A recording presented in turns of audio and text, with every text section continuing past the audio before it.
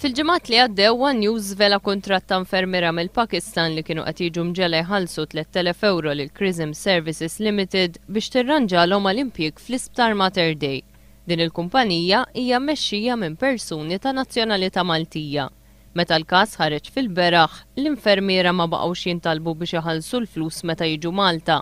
Minflok il-kumpanija qed titlob lill-infermiera ġodda li ġejjin Malta fis-sajf biex iħallsu 1,500 euro meta jkunu għadhom fil-Pakistan, jiġifieri qabel jiġu Malta.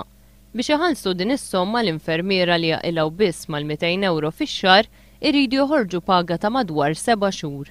One News huwa infurmat li mal-50 infermiera mill-Pakistan diġà ħallsu din is-somma.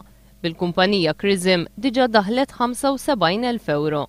Xahar ilu l-kap tal-Oppożizzjoni Joseph Muscat talab li l-Gvern jiftaħ inkjesta pubblika dwar dan l-isfruttament. Sal-lum iżda il-Gvern żamm skiet assolut u din l-inkjesta baqgħet ma nfetħitx.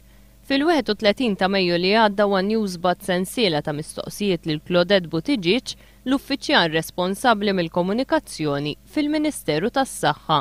Fost l-oħrajn staqsejnija x'qed jagħmel il-Gvern biex jassigura li ma jibqax iseħħ dan l-isfruttament tal-infermiera Pakistani u jekk hijiex se tinfetaħ inkjesta pubblika. Minkejja iżda li għaddew 9 tiem, il-Ministeru tas-Saħħa għażel li ma jwieġibx il-mistoqsijiet ta' One News.